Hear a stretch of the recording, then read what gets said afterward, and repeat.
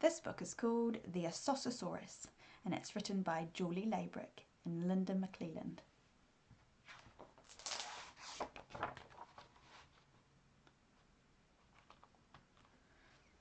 Outside the house where Jessica slept, the street was dark. All of the curtains at all of the windows in all of the houses were closed. The moon itself was asleep.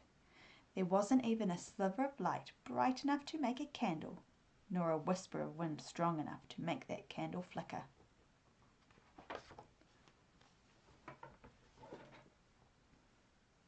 Inside the house where Jessica slept, the last of the wood crackled into flames in the fireplace. The last of the witches cackled into laughter in the attic, and the ghosts stepped back into their cupboards as the clock struck 2.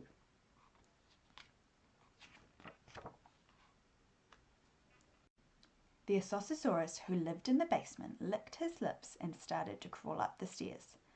Plippity-plop, slippity-slop, plippity-slippity-splop. He wormed his way up the staircase towards Jessica's bedroom, trailing his tail ploppingly behind him. He slipped and slopped his stomach across the edges of the stairs as he slithered his snout from step to step. Jessica was asleep in a world where only dreams made movements. Her head was deep in the pillow, and there wasn't a trace of breath in the air. She was lost in a forest where tiger moths stalked, butterflies, and bats' eyes glinted from trees. Even Prism, her cat, didn't stir. The Ossossosorus paused. He sniffed the air with his snout. He twitched and started to hum. Yum, yum, yum, here I come. I want a little girl in my tum. Ossie is hungry and Ossie is cold. Ossie is lonely and Ossie is old. His snout finally reached the top of the stairs, although his tail was still at the bottom, and he leaned his head quizzically towards Jessica's door. He opened 3 large purple eyes and sighed. My, children pie, I'll eat a little girl by and by. Ossie is shy and Ossie is sad.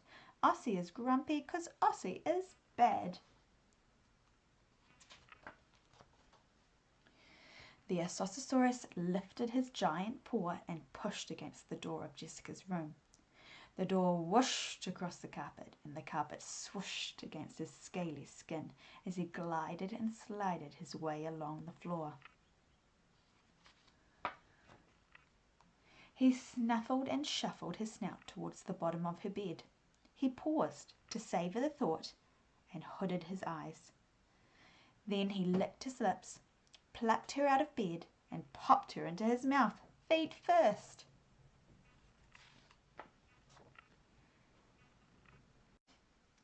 Before he could swallow her in one gulp, somewhere in a forest, in a dream, in a little girl's mind, a butterfly called out, wake up, Jessica's in danger."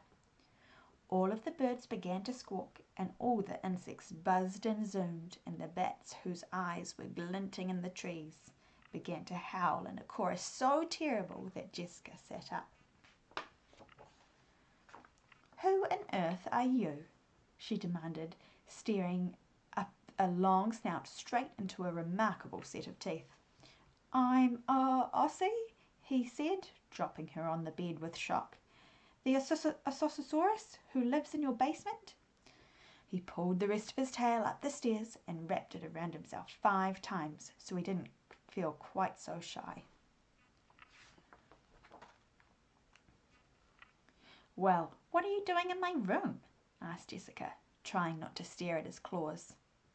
"I was lonely and I'm hungry," Ossie said.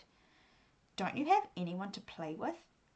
I used to play with the mice in the basement, but every time I got hungry, there were fewer mice to play with. Now there are none at all." 3 large tears trickled down his snout. "Oh, Ossie, everyone needs someone to play with," Jessica said, and put her arms around him as far as they would go. "But it isn't nice to eat your friends," she added matter-of-factly. She reached for her milk and biscuits and gave them to Ossie, who slurped the milk right up his snout and crunched the biscuits. This is nicer than children pie, he thought.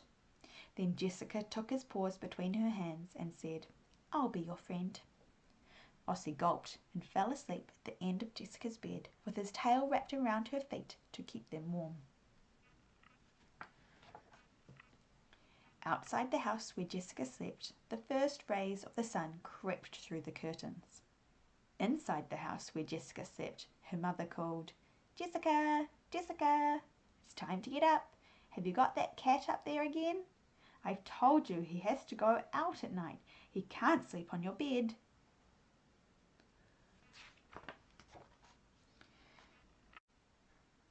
I had the funniest dream, Jessica said to Prism as she got dressed for school. Prism gulped and slurped the last of the milk. It must have been your purring. She stroked him and went downstairs for breakfast. Prism waited until she'd gone, then he softly slipped down the stairs behind her. And nobody noticed that his tail was still at the top. I like that story. What do you think your pets get up to while you're asleep at night? Do you think your cat chases the mice around the basement like Prism in this story? Or are they outside with their friends from next door? Maybe you could draw a picture of what you think they get up to and send them to your teacher. We'd love to see. All right, until next time. Bye.